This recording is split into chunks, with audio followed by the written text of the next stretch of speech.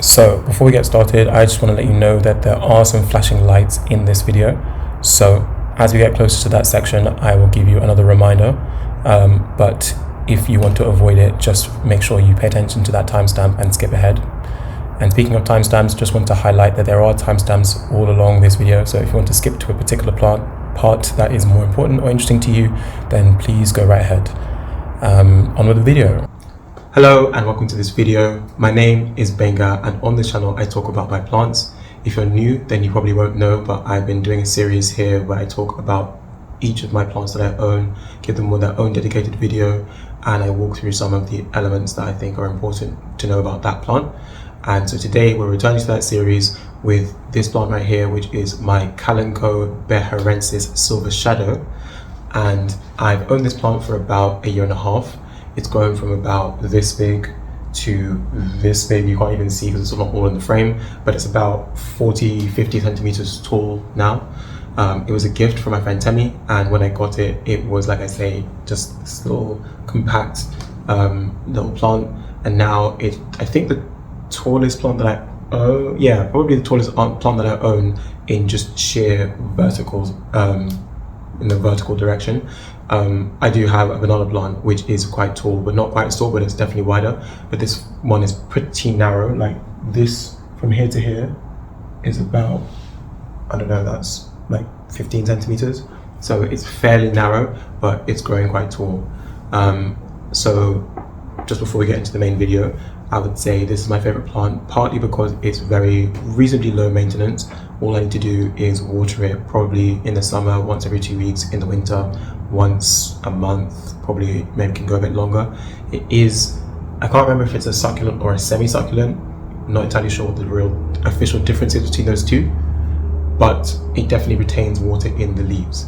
And you can feel it when you press the leaves. You can feel that they're quite thick. But also, speaking of the leaves, it's known, I think this genus of plants is actually known, is it genus or family? Genus, I was right, it's genus. So a lot of the plants in this genus are known for having a specific kind of texture on the leaves. So the way I would describe it is fuzzy, but that's not a very specific or accurate scientific term, but that's kind of what it's like. Imagine the feeling of, I don't have a cat, but I imagine a cat or maybe a dog that has very short fur, and you like run your fingers very gently across the fur.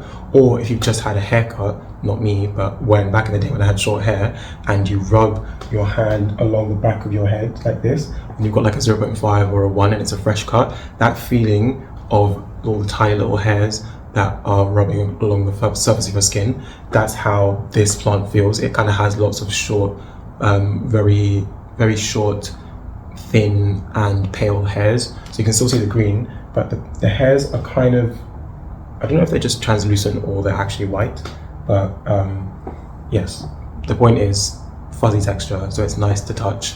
I noticed that as the leaves get older, some of the fuzz actually comes off more easily when you I'll do a close-up, when you do this you can see the fuzzy bits kind of come off, whereas the newer leaves, the newer leaves look more kind of silvery because the fuzz or hair is kind of thicker and more sturdy, whereas the lower ones is kind of starting to fall off a bit. Anyway, let me get into the normal format of this video. So as a quick recap, the way I like to structure these videos is talking about my journey with this particular plant, then going on to the care that I give the plant and what I'd recommend. Then I would like to talk about, the particular features that are unique to this plant, and also finally talking about any problems I've had with the plant or any mistakes that I've made. There is a lot to get through, I can't lie, but I'm going to enjoy it because it's a plant that I like, so I like talking about it, but I hope you enjoy it too. But if you only want to know about a specific plant, I will put timestamps so that you can skip through, but I'd recommend you watch everything because it gives you the full context as to why I'm saying certain things. So let us begin. So as I said, this plant is called Kalanchoe Beharensis Silver Shadow, which is a specific, I don't know if the word would be variety or cultivar of this particular plant. For me, quick side note, when I got the plant, I saw the name label and I was like, okay, fine, looked it up, and couldn't really find a lot of other people or examples of this exact plant. A lot of people were mislabeling, and well, I thought were mislabeling, and they were using the same name, but the plant looks completely different. So I was like, this can't be that plant. So I was very confused for a while, but I've now worked out exactly how to find this particular plant, which is by using the full name, Kalanchoe Beharensis Silver Shadow. Those three parts are all necessary to find this exact plant. So I mentioned that I couldn't really find a lot of videos about this particular plant online. Specifically, I struggled to find one in English and on YouTube, but I did find one in Portuguese and one in Spanish. Mas eu vou presumir que você não fala português nem espanhol, pero no pasa nada porque estoy aquí con un video detallado en inglés para ti. Particularly on Instagram, there's barely any posts about this plant. So if you've got one, join us. Post on Instagram about it. Here's my post. I just would like more people to cover the plant and see if there are any other specific things that maybe I'm missing. But otherwise, I will contribute by talking about this plant in a nice long full-length video. Like I said, that's the name. What else did I want to talk about? Yes, so I said it already, it's about 50 centimeters tall. Each of the leaves is about, like you can see, kind of the size of my hand, just about the size of my hand, and I have a very, I would like to say, normal sized hand. So that's like, I don't know, 12-ish centimeters each leaf, like the proper big leaf. My estimation was quite off, and actually both my hand and the size of the leaf are about 20 centimeters. You can't see it right now, but it's in a plastic pot. I'll go into more detail in another video about saving money relating to plants, but I drew a line under upgrading some of my plants, because it's just the amount of money you can rack up just buying pots and pots and pots. I was like, no, we actually have to stop somewhere, because this plant is first of all growing so quickly. I repotted it twice in 1 year. I did it in January and I did it again in, I think, August for this same plant. Which I was like, you need to relax. I don't have enough space for all of this. But also, when the pots start getting big, the decorative, often like ceramic pots, get so expensive, and I just, I don't have that. So it's in a plastic pot. I think it's in a 10-inch. No, not 10-inch. Okay, so the pot is actually 10 inches, which is about 25-ish centimeters, and it's heavy. So that's the context of the size of the plant and where it is right now. So like I mentioned, it was given to me as a gift, and that was in January of 2021. And for context, I'm filming this at the beginning of October 2022, so I've now had it for a year and 10 months, essentially. Well, more like a year and 9 months, but point is, coming up to 2 years. In that time, like I said, I got it about this size, and when it was that size, it was very compact, and all the leaves were quite similar in size. It also had some leaves that were kind of just coming out of the soil, but as it grew, not only did the new leaves start coming out the top, but the old leaves at the bottom started dying off. And what was interesting is that I noticed now, when I'm looking back through pictures in preparation, what I've noticed is, looking back at pictures in preparation for this video, before, it used to retain quite a lot of leaves, and it would just grow a lot of new ones, like maybe 2, 3, 4 sets of new leaves, and then lose one at the bottom. So the whole plant was quite full. But I think over the winter of this year, or maybe it was to kind of springish time, I noticed that it was losing new leaves quite rapidly, and so that's why it looks kind of bold towards the bottom. Again, you can't see it right now, but I will put some footage of the bottom half of the plant. It looks kind of naked. But interestingly enough, which I'll come to later, I think there was a reason for that. The plant knew what it was doing. It knew better than me what plans it had in store for itself. So I didn't panic. I was just interesting that I noticed that. Okay, let's talk about the care that I've given this particular plant. I have it in my south-facing window, and it has always been in that window since I got it. I think it's the only plant, it's the only plant I've ever owned that I have kept in the same room and by the same window throughout the time I've had it. I've had other plants that I've maybe, the only difference I've made with this one is that I moved it from like one side of the window to the other side of the window, and that was just to make room for another plant. It wasn't because of any issues with this one. So like I said before, it's a pretty fussy plant, I would say. You can put it pretty much anywhere because it doesn't require a lot of specific things apart from a good amount of light. I wouldn't put it in the shade. If I didn't say already, I don't think I did, this plant is native to Madagascar, and the temperatures there are reasonably warmer than the UK, surprisingly, and it also usually gets a lot of sun, particularly a lot of direct sun. So I was keen to put it somewhere that it would get a lot of sun, and so I put it in my south facing window. But during the winter, it's not like it declines, it just doesn't grow quite as fast. So I'd recommend giving it as much light as you can, and I've had no issues with it burning or anything like that, so I would recommend giving it a lot of light. Like I said before, I water it at the moment I water it about once every 2 to 3 weeks, because we're kind of coming out of summer and getting a bit colder. But in the height of summer, I was watering it, I think, roughly once a week, maybe once every 2, and then in the winter, like once a month, maybe close to once every 6 weeks. Like I mentioned, it's quite a resilient plant and it holds water in the leaves, so if you don't water, if you get to water it, it will be okay. One way you can kind of test to see if it needs water, and you'll know when you have it, you can be able to tell the difference, is by like squeezing the leaves and particularly kind of bending the leaves. So like this, if you take a leaf and bend it like that, you can tell by how sturdy the leaves are how much water it's got stored in the leaves. So if it's really easy and flexible, that's a sign you should water it.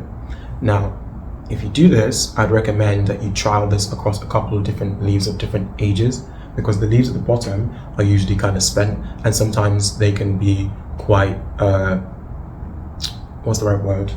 Flimsy, because they're just dying, not because there's not a lot of water in them. So if you continue to pour water on it just because this leaf is looking a bit skinny, then you could end up just drowning the plant. So I would test a leaf that's kind of lower down and then test one that's higher up as well, and get a sense of when it's been watered, how sturdy the leaves are, versus when it's like a month later, how sturdy the leaves are, and you can go off that. But like I mentioned, this plant, if you don't water it, if you get to water it, it will probably be fine for maybe a week, 2 weeks, maybe even 3 weeks. If it's already in a state of emergency, it will be okay in that state for a while. That is not me endorsing plant neglect. However, I'm just saying, if let's say you're going traveling for, I don't know, a month, 2 months, and your flight is delayed or you can't come back on time, you don't need someone to like break into your house to water your plants. You can probably leave it, a couple of extra days, maybe a week, couple of weeks, and it will probably be okay, and it probably will bounce back. However, when I say bounce back, I mean the whole plant. I don't mean specific leaves. If this bottom leaf is dying, it's dying. You can't save it. You can't add water and it won't just like stand back up. Once it's dying, it's done. So I don't give it any specific humidity like additions or removals. It's just in a regular room that doesn't have any humidity controls. I don't really have the windows open unless it's summer and it's hot, which is not that likely in the UK, but sometimes I do open the window, like, I don't know, just in the morning just to get some fresh air. But long story short, I don't control the humidity at all. I've never fertilized this plant, but I have repotted it twice, so it's gotten new soil twice now, and I think that I have noticed that the leaves start to come out faster in the kind of couple of months post repotting it. So that's something to consider if your plant is kind of slowing down, not growing as fast, or each leaf is not, the leaves are getting smaller. If you repot it, that may boost the leaf growth, or if you fertilize it. But I'll come on to some stories I have about repotting later on. Soil wise, I've given it cactus and succulent soil, which has worked perfectly fine. It essentially, like I mentioned, it's a succulent, so it needs to in fact dry out, and it likes to dry out completely, so the soil should be dry throughout before you water it again. And I would not recommend kind of topping it up every week or every 2 weeks. I think it's better to let it dry completely and then re-soak it, from my experience of looking after this one. Right, the roots on this plant are one of my favorite features. Apart from the leaves and how the texture of the leaves, the roots are very interesting to me. So I don't know if I've mentioned before, but I'm not that much of a succulent person. Apart from this one, I now have one more, which is here, which was a gift, thank you tag. But I don't seek out succulents myself. I'm not anti-succulent, but I just haven't really caught on the wave. So, but for me, the roots here are particularly interesting because they're very, very thin, and from my approximations in my mind, it makes sense because of the conditions that a lot of succulents are in nature, where they are not in a lot of very rich, what's the right word? I don't know, I was going to say fibrous. The kind of growing medium that they're in is a lot of hard surfaces, and so they need the very fine roots to kind of weave in between the gaps between rocks, and to also search really deep into the ground to get water, because obviously water's going to sink to the bottom, and so the roots need to be thin so they can kind of navigate and follow the flow of the water and then bring that up to the main plant. So I probably put some pictures on the screen of the roots, and they're probably my favorite roots of all the plants I own. They're just very cool. It's kind of like a maze or a network of fine roots that are kind of seeking out the water for I guess from the fact that the plant doesn't know when it's next going to get water, because like I mentioned, the conditions it's naturally grown in nature, rain is not going to be that consistent, so it may go through drought periods, and so it's kind of collect every bit of water it can and store it in the leaves, hence the whole succulent process. Anyway, that's roots. Right, now I want to talk about the growth pattern of this plant. So I think I mentioned already that the leaves grow in pairs, so the new leaf actually comes from the top. I don't think you can see it at this angle, and this plant is too big to move, so I'll put a clip in. The new leaves grow from the center of where the old leaves came from, but like I mentioned, they grow perpendicular, so one set will go like this and the next set will grow like that. They grow out the middle and then they get bigger, until you reach about this size, and then they won't necessarily just die off immediately. Once they're this size, they'll stay this size, but when they do die off, it's almost always the bottom pair that die off. And I've noticed for whatever reason that they don't always die off at the same time. Sometimes they grow off at the exact same time, but sometimes it's one and then it's the other, or it's one, then it's the next pair and then the lower one, or the other half. I don't know what's quite going on, but generally speaking, the lower leaves die off first. So this plant doesn't technically lean toward the light, but more so it rotates its leaves to capture the maximum amount of surface area. So imagine that you are the sun and I am the plant, and these are the leaves. If I'm positioned like this, over time my leaves will start to tilt like that to provide the biggest amount of surface area to absorb light that's coming in like this. And something just I noticed very subtly, and you don't really notice it because it happens so slowly, but you notice it when you move the plant. So right now, I'm actually going to try and move this. Hopefully it doesn't go wrong. But right now I think this is positioned as if the light is here. But if I turn it like so, you will probably see that the leaves, yeah, you can kind of see that the leaves, now you can see more of the back of the leaves, even though I've not tilted the plant anymore, because that implied the whole plant itself, all the leaves are kind of facing that general direction. But it doesn't take long for them to reset. So if you care a lot about the plant being very even and symmetrical and stuff, you can kind of rotate it and it will reset pretty quickly. But that's the leaves themselves, not the actual main stem. But I'll talk about the main stem in just a second. So as I mentioned before, this plant grows very vertically, but the leaves grow outwards. But I would say that the leaves have a pretty maximum size of about this. This is the biggest I've managed to get a leaf. So it's not like every new leaf gets bigger. So this is also a good plant if you have a narrow space but you want to fill it vertically. So in the corner, maybe between two couches, this is a good plant to have because it's not going to grow huge leaves that would end up like on your head if you're sitting on the couch next to it, but it will fill the space quite vertically and nicely over time. The con of that for me is that this is a plant that's on my windowsill, so eventually there's not going to be any more window left for it to grow into. Even right now, the stake that I have, which is cut off, it's 1.2 meters tall, and now this is the biggest stake that I can get on this plant in that space. So if this plant outgrows this stake, I don't really know, because then there's no more space. There's nowhere for it to go. So I haven't decided what I'm going to do with that yet. The other thing I wanted to mention, was the stem. So like I mentioned, this plant doesn't necessarily tilt towards the light, but it does because each new leaf is facing that way, the plant can kind of start to lean over. And when I had it in its first pot, when it was kind of essentially outgrowing that pot, it became very precarious to handle, because you touch it and the whole plant was trying to lean over, because it just became so top heavy with a lot of leaves at the top and a pretty light bottom, particularly when there's no water. The roots are very thin, like I mentioned, so there's not a lot going on beneath to kind of anchor it. So it became, actually, I repotted it mostly because of that, not because it needed more space for the roots, but generally it was just becoming precarious that this plant could just tip over at any time. And when I was buying new pots, I was considering that, so I bought actually 2 outdoor pots. When I repotted it 3 times, not twice. God,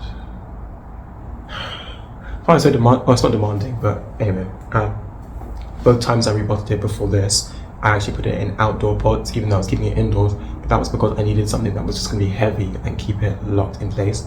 It became very precarious that it was, say, about this tall, and I could just do this, boop, and it was ready to fall over. Like, calm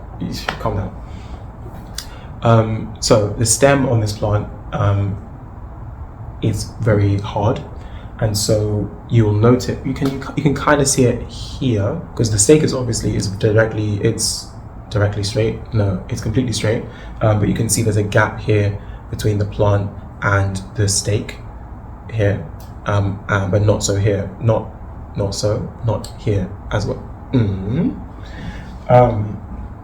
But that's because the plant didn't grow directly vertically, it kind of moved. Hello?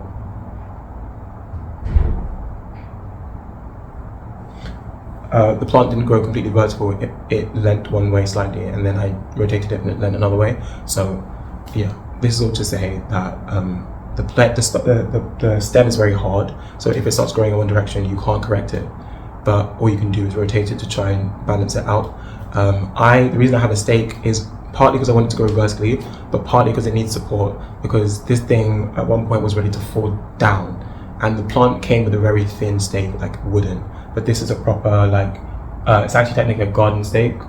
I don't even know what it's made out of, I think plastic, but this is what works for this plant because it's so big at this point that I'm just constantly scared it's going to fall over. Just jump in really quick to say that another thing that I noticed with the plant is that where the stake has rubbed up against the leaf, there's kind of brown markings on it. So I think the inner flesh of the plant was exposed and it kind of scabbed over. I assume it's like a method of protection against infection, but I don't know, maybe I'll look it up and put some info, but this is what I wanted to say. Back to the video. And if I didn't mention already, the leaves, they're not fragile, but they are quite brittle, so you can bend it and then they'll just snap. So if it knocked to the ground, it's that the leaves are all going to they're all going to start snapping, and I don't want that. But there is a use for broken leaves, which I will come to later on in this video.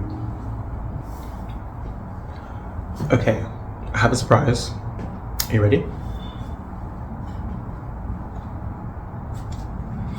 I just realized now this isn't really going to be that much of a surprise if you follow me on Instagram, because you've probably seen this already, but it's not focusing. Let me move. This is the successful propagation that I did of this plant. I can't tell you how long it took. This was the first plant I ever propagated successfully, and I wasn't really keeping tabs on all of the stages whilst I was doing it, so I'm so sorry. I do not have a timeline for you. If I can figure it out from the pictures that I've taken of it over the year and a half, I will put some information on the screen. But this is, can you see the resemblance? They don't actually look the same, but they look similar. I would say that the leaves on this one they have a lot more ridges. I don't know if that's the right word to use, but there's a lot more kind of jagged behavior on these, whereas these, you can see they have almost like a kind of a maple leaf type of look, where they have 1, 2, you can't see that. Let me pick a different leaf. Okay, that's the top one. Kind of got 1, 2, 3 main ridges, as opposed to the baby one, which is like. Anyway, that's not important. So So propagation. Like I mentioned before, propagation is the process of getting or creating a new plant from an existing plant. And in this case, I don't know all the different methods of propagation that apply for this plant, but I'll just tell you about the one that I did, which was using a leaf. So when I got it, it was delivered in a box, and one of the leaves was snapped or kind of crushed between the like against the wall of the box it was in. And I looked it up.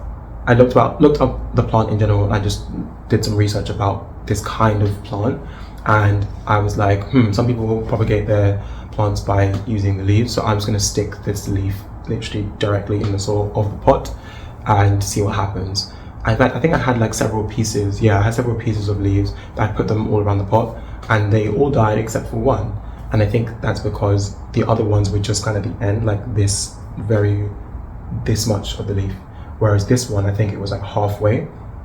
So that's a tip. If you want to propagate this plant, take as big a section of the leaf as you can, and I would say nothing smaller than a quarter. I think it may be something to do with the the veining. So maybe you can see here, there's like quite a noticeable prominent main vein here, and I think if you take a section that doesn't really have much prominent part of the vein like that, that's not going to do much. But if you take it from here onwards, then that would give you something. So anyway, I'll put a picture on the screen of what it looked like when I noticed it was actually growing. At first I stuck it in the soil and I just left it for a while, and then I was very curious. I like pulled it and I was like, oh wait, I can feel some resistance, that means some roots are growing. And I remember I texted my friend being like, success, like I've actually managed to, like something's happening here. So when it grows in, the new leaves or new plant, I guess, are really pale, kind of like human babies when you think about it. Human babies always come out looking pale, well, pale compared to what their complexion will be like in even like a couple of weeks.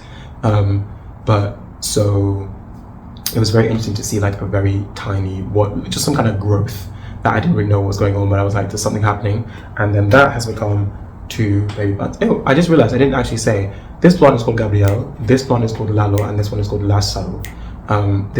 These two were named by my friend, and this was named by me. I don't name all my plants, but just thought I'd introduce them. How rude of me. You've been talking about them for so long, you didn't even introduce them. No home training. Anyway, so like I said, I put the leaf directly in the soil of the main plant, so it gives the exact same conditions as the main plant, so I was watering it the same and everything. Then at a point, I think when I repotted this plant the first time, I separated the propagation into its own pot, and at that time I think the propagation was like this tall, and now they're this big. What I have noticed, and I don't know why, these ones really struggle to retain their leaves. I think at any given time you'd have about 4 sets of leaves on each one. So you've got 1, 2, 3, 4, and then 1, 2, 3, 4 on that one. And whenever new leaves come out, the old ones die. I'm not sure why. Whereas this one, you can see, has lots of sets of leaves. And if I've included some older pictures, it at a point had way more sets of leaves than even just this. So I don't know. But I'm happy. I water this one a bit more frequently because it's a smaller pot, so it's not going to retain as much moisture. But I gave it the same soil, cactus and succulent soil, and yeah, that's the story of propagation. Very fun, and it's kind of fun having a mini me of this. Now, onto what I mentioned way back at the beginning, or hinted at way back at the beginning. Remember when I said that the plant was losing a lot of the leaves on the lower half of the stem, and I didn't know why, and it had a store, hey, it had something in store that I didn't know? Well, there's something happening. Let me show you. So about, I don't know, 4 or 5 months ago, I noticed that along the bottom of the stem, where some of the old leaves used to be, there was like a, what's that called? In a tree where you have where the old branch was. What is that called? I'm gonna Google it 1 second.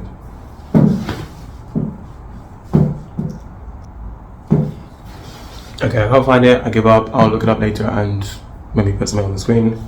But for some reason I want to say knot, but as in KNOT.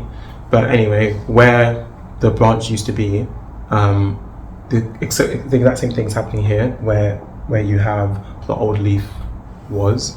There's a ring, or like the outline of where that branch used to be. And I noticed a few months ago on the lower sections where the oldest leaves used to be, there was the tiniest light green fuzzy activity going on. And remember, I already propagated this plant before, so I know what the newborn version of the plant looks like, and now it's like fuzzy and very pale and green. So I was like, wait, what's going on here? And so I paid a bit of attention, but I was like, weird, but okay, I don't know, it was fine. Then I, blinked my eyes and looked back again, and I was like, wait, what's going on? What's really going on here? And I zoomed in with my eyes, and I was like, is that? And it was. So what's happening is the plant is growing kind of clones of itself along its stem. So again, I'll put some footage of the lower half of this plant on the screen, but you can see that there are 3 fully grown clones of this plant growing out the side of this one, which I think is very cool. So I don't know why it's doing that. I have seen one Instagram post from someone else whose plant is doing the same thing, but I didn't know to expect that, so I was very confused. I also think that I could have accidentally killed it if I wasn't paying attention, because as I'll show you now, there are now loads. There are maybe at least 10 growing in all over the plant. And when you pick up this plant, because it's so top heavy and stuff, I used to pick it up one hand around the base of the pot and another hand around here, the main stem. And so I could have easily, when I was doing that, knocked off one of the new growths and not realized. But now I know what's happening. I'm extra careful and I try not to touch that area. But yeah, it's really cool. I didn't notice or know that this was going to happen. So it's gives the plant a very interesting look. I think if you look at this plant over the years, it's been a year and a half, but it looks very different at different stages. And not just because the leaves, because a lot of plants, you have a juvenile leaf that looks one way and a mature leaf that looks a different way, irrespective of the size. They just have different shapes. This plant, it's the whole plant itself looks different, because first you have this compact one that has very big leaves, then you have one that becomes a bit more top heavy and is very bare on the bottom, then you have kind of growths going along the bottom, and then now you have this new structure which has all of these new versions of the plant growing around the base, but they're actually growing not from the soil. They're not offshoots that grow from under the soil, like with a snake plant or with maybe an alocasia, but it's literally they're growing out the side of this plant, which is it's quite unique. I don't really see I've not really seen that many other plants, so that's another reason why. This is my guy right here. Shout out to Gabriel, sorry, how rude. Okay, let's discuss the problems I've had with this plant, which are pretty much none. The only issue I've ever had with it was mold, which was in the soil, but that actually was not related directly just to this plant. I noticed later on, when I saw it on this plant, which was the 3rd plant I noticed it on, it was from one common bag of soil that I'd put in 3 different plants. Now, I don't really know what caused that, because I store that the same way I've always stored my soil, and I don't know why that particular batch just wasn't it. But I have managed to deal with it across all my 3 plants by very simply removing the mold that I saw and a bit extra of kind of the soil around it, and then not watering that plant for a while, maybe a week or 2, to make sure it was dry, bone dry, not providing a nice environment for mold to grow. And then it's been fine since. So I think I've already mentioned the mistakes that I've made with this plant have been: 1, accidentally snapping the leaves. Sometimes, like I said, it's just fun to just play with the leaves and touch them. And I also said that when I sometimes bend the leaves just to see how much water they need. I have done that before, where I've actually snapped a leaf several times, in fact, because let me twist this. So sometimes the leaves, that's a good position. The leaves do this, where they kind of curl up. And at first I thought it was just because it wasn't enough water. But then I noticed that it's actually just the lowest leaves, and they kind of do it irrespective of if they've been watered. So I don't really know what's going on. If you know, let me know in the comments. But sometimes when they do this, I at first thought, oh, it's just that it needs more water. So I was like doing this, and then I just like snapped like half the leaf off because it was actually quite stiff, even though it was curled up. So that's one mistake I've made. I don't think I've ever dropped this plant or done anything too crazy. But yeah, a potential mistake I could have made would have been like knocking off the new growth because I didn't know what it was. But yeah, actually not much to report in this department, thank God. Future plans. Do I have any future plans with this plant? Well, I already said that this plant is, if it keeps growing at this current rate, it's going to outgrow that window in like 6 months. So I would say that maybe if it gets to that stage, the future plan would be to be like relocating it. What's quite annoying is that I was planning to maybe get a plant stand for it that's a bit off the windowsill, so that these leaves would still get light, but it would have more space to grow because it'd have the whole ceiling, not just the limitations of the windowsill. However, now it's got all this stuff going down below, I feel like that would not be giving the lower leaves an opportunity to develop and grow and get sun and stuff. So I now am not sure what I'm going to do with it, but I'll deal with that when I come to it. Other plans, I might propagate it again. Potentially could remove some of the plants that are growing out of the side of it and put those in their own pots. But I don't really have any plans to do anything drastic in the present times. I'm just enjoying it as it is. Like I said, I'm really enjoying the new structure with like the stuff going on down below, and at the top it's got 2 different forms almost. I quite like that. So yeah, I'm pretty content. Potentially would split these two into 2 separate plants, but I kind of see them as brothers, and not twin brothers, but like, you know, those brothers that are like just about a year apart, because one was conceived straight after one was born. That's kind of how I view these, and I just think that they belong together. So even if I put them in 2 separate pots, I'll put them next to each other. I think this actually could be repotted. Yeah, it's got one root coming out the bottom over here, so maybe soon it'll be ready to repot. Okay, I think I've talked about everything I can possibly say about this plant.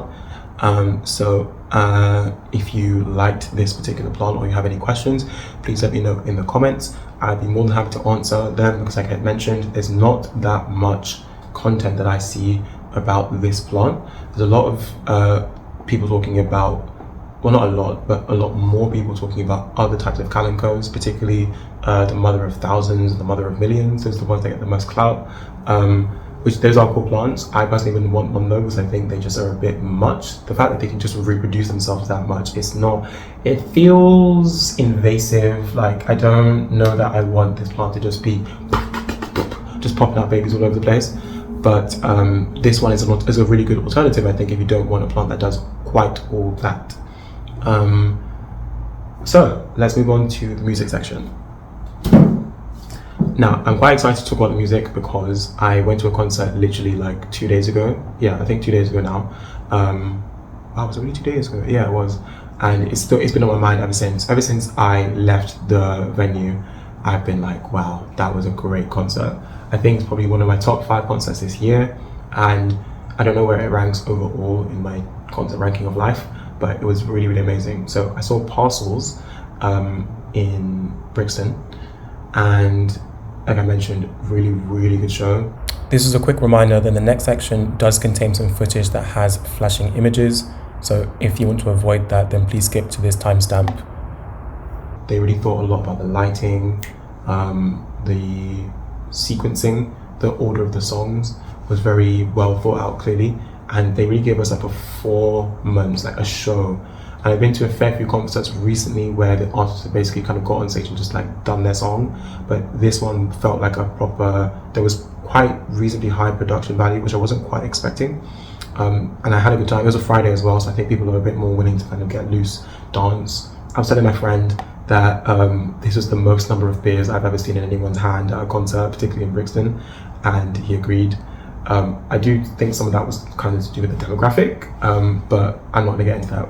Anyway, let's talk about the music. So after that concert, I realized how good some of their new album was.